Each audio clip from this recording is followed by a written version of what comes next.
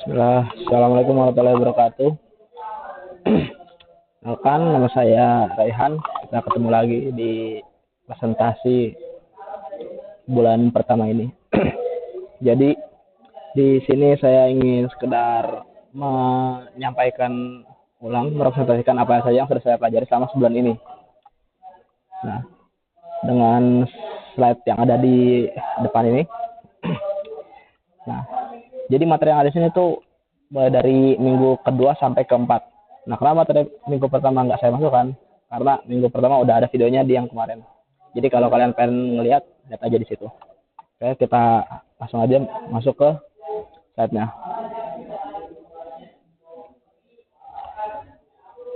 Oh ya, sebelum itu ngomong-ngomong, slide ini saya buat dengan mencampur semua materi dari minggu kedua sampai keempat. Jadi saatnya tidak membahas materinya secara berurutan per waktu, melainkan langsung ke inti sehari apa aja yang dipelajari sama sebulan ini. Oke, kalau gitu lanjut. Nah, pertama, fondasi digital tentang AI, CLI, dan Git dan web development. Nah, yang tentang AI ini adalah materi di minggu keempat kemarin. CLI dan Git adalah minggu ketiga, dan web development itu minggu kedua. Nah, sedangkan saya lihat dengan fondasi digital kita membangun keterampilan dan keterampilan untuk inti santri digital. Sini ada AI, artificial intelligence, yaitu dasar pemahaman AI tradisional dan kreatif serta etika penggunaannya. Lalu juga tentang CLI dan Git, keterampilan praktis dalam navigasi, sistem kontrol versi, dan kolaborasi proyek. Lalu di web development ada HTML dan CSS, fondasi pembangunan website modern dalam struktur, gaya, dan responsivitas. Nah, lanjut ke slide selanjutnya. Mengapa penting belajar AI, CLI, Git, dan serta halaman HTML dan CSS? Nah, keterampilan dasar era digital. Karena di zaman sekarang yang kita udah mulai masuk ke era digital, jadi komputernya udah termasuk keharusan atau penting untuk mempersiapkan diri kita di era digital yang akan datang. Nah, sama belajar AI. Dengan belajar AI kita bisa menggunakan AI untuk berpikir kritis dengan membantu kita menganalisa data, ideasi, dan penyelesaian masalah kompleks. Nah, lalu CLI dan Git. Nah, dengan mempelajari CLI dan Git kita bisa meningkatkan produktivitas. Kalau kita pakai CLI dan Git, kita bisa mempercepat navigasi sistem, manajemen proyek, dan kolaborasi tim. Lalu ada HTML dan CSS untuk kreativitas. Nah, dengan HTML kita bisa membangun struktur dasar dari web yang kita bangun. Lalu dengan CSS kita bisa menambahkan tampilannya supaya lebih menarik dan responsif. Lanjut. Apa itu AI? Nah, AI ada dua. Jadi AI tradisional dan AI generatif. Apa itu AI tradisional? AI tradisional adalah AI yang berdasarkan aturan dan memiliki kemampuan machine learning. Jadi AI tradisional itu hanya fokus pada keputusan spesifik dan klasifikasi data. Nah, sedangkan AI generatif mampu menghasilkan konten baru seperti teks, gambar, atau musik dengan model seperti GPT atau GAN. Perbedaan utamanya, AI tradisional itu hanya untuk analisis dan prediksi, sedangkan AI generatif bisa mencakup kreativitas dan penciptaan.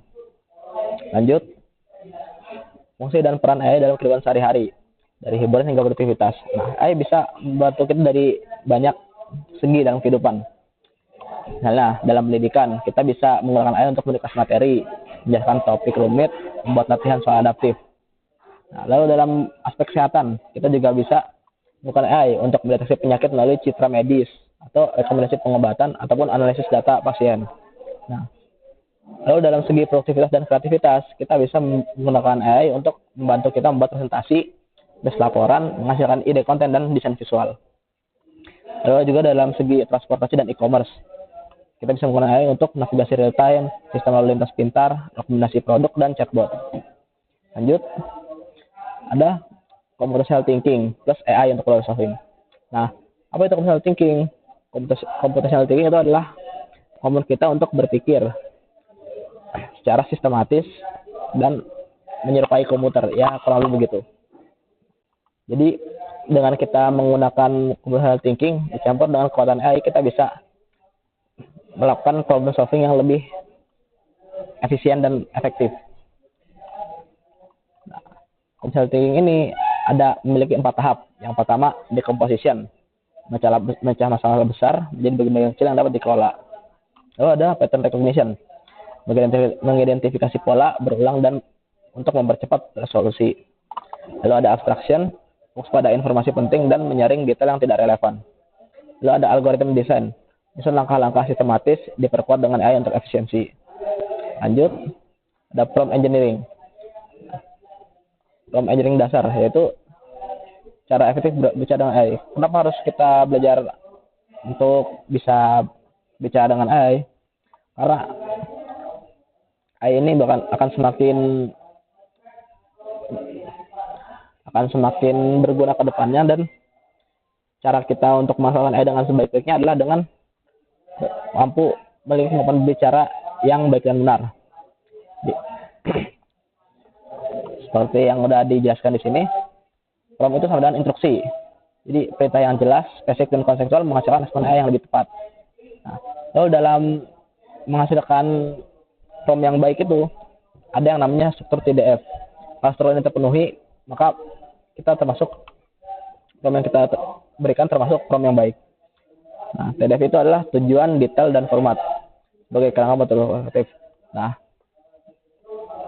dan ini juga di sini juga ada dampak prompt buruk. Misalnya jika prompt kita buruk, asal-asalan dan akan menghasilkan jawaban kabur, buang waktu dan kurang relevan. Jadi nggak sesuai sama yang kita pengen gitu. Nah, apa manfaatnya kita belajar prompt engineering? Supaya kita bisa membuat prompt strategis.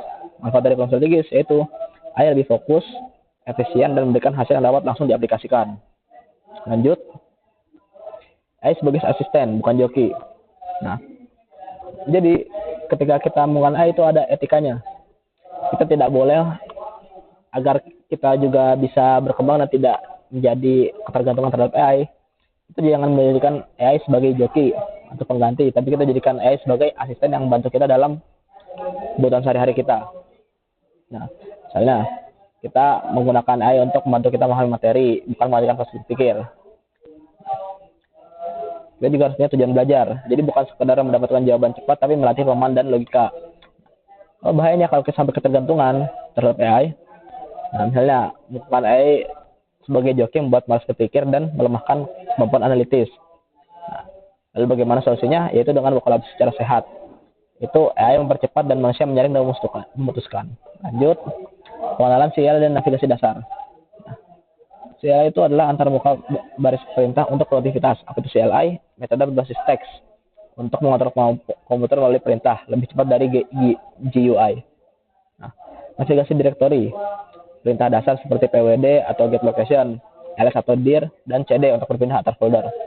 Lalu ada juga untuk manajemen file, untuk membuat, memindahkan, menyalin, dan menghapus file folder melalui perintah sederhana. Nah, apa keunggulan dari belajar CLI ini?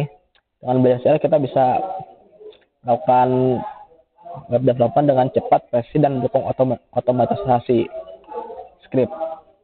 Nah, lanjutnya, essential CLI tools dan techniques.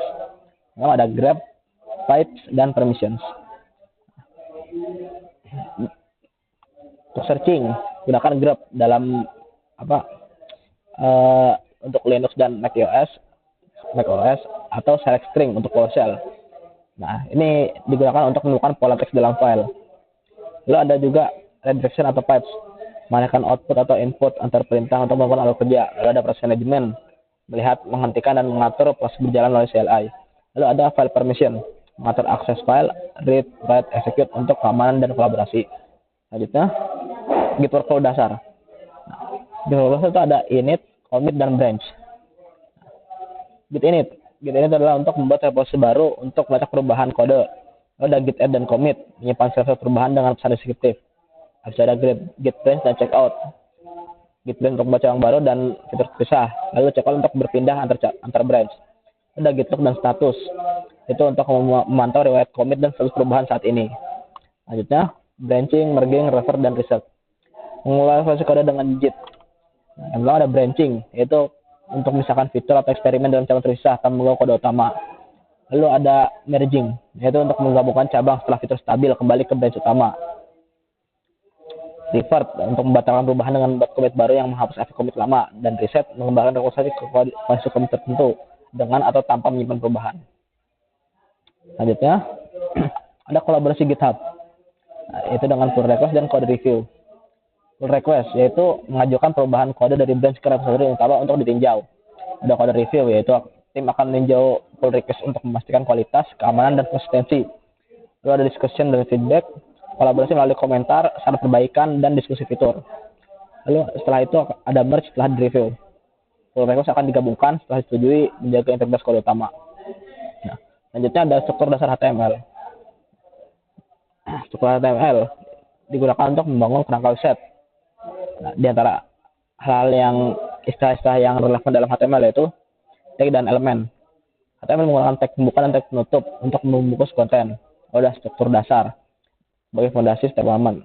Lalu ada atribut memberikan informasi teman pada elemen seperti ID, class, atau href. Lalu ada yang namanya hierarki dalam elemen. Elemen dapat bersarang membentuk struktur dokumen yang terorganisir. Kurang lebih seperti contohnya. Lalu pengenalan CSS. Sektor warna, font, dan box model. Sektor untuk menentukan elemen HTML mana yang diberi gaya, contoh class, ID, atau elemen. Warna menggunakan nama warna kode, hexadesimal, RGB, atau HSL untuk styling. Ada font dan teks. CSS mengatur jenis huruf, ukuran, spasi, dan gaya teks. Ada box model, yaitu setiap elemen memiliki margin, border, padding, dan konten.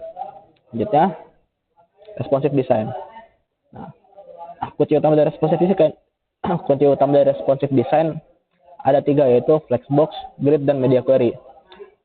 Flexbox membuat layout fleksibel dengan kontrol arah, perataan, dan distribusi ruang. CSS grid membangun layout 2D kompleks dengan baris dan kolom. Media query untuk menyesuaikan desain berdasarkan ukuran layar atau perangkat. Nah, kenapa resolusi ini begitu penting? Karena fitur resolusi dapat memberikan pengalaman terbaik di desktop, tablet, maupun smartphone. Jadi bisa digunakan di berbagai macam platform. Lalu integrasi AI Git development. Nah, workflow nyata Handry Digital. Itu AI untuk ide dan efisiensi, menggunakan AI untuk brainstorming, dokumentasi, dan otomatisasi. Lalu Git untuk kolaborasi, mengatur version control, branching, dan review code team. Lalu HTML dan CSS untuk implementasi, mewujudkan ide ke website nyata dengan desain yang responsif. Nah, lalu alat kerja terpadu, dari AI, lalu ke Git dan web development sebagai siklus pembelajaran praktis. Nah, kesimpulannya, jalan yang kompeten. Ada 4 faktor, yaitu ringkasan 3 pilar. AI untuk berpikir kritis, Git untuk kolaborasi, dan HTML dan CSS untuk implementasi. Integrasi praktis, menggabungkan ketiganya dalam workflow nyata untuk hasil profesional. Arah lanjutan, mendalami JavaScript, framework web, cloud computing, dan AI tingkat lanjut. Nah, lalu yang terakhir, mindset, belajar. Untuk ketekunan, eksperimen, dan kolaborasi sebagai kunci penguasaan teknologi. Ya, sekian dari saya, itu loh akhir dari slide-nya. Bila ada kekurangan dan kesalahan penyebut dalam kata-kata saya, mohon maaf. Terima kasih sudah menyaksikan. Assalamualaikum warahmatullahi wabarakatuh.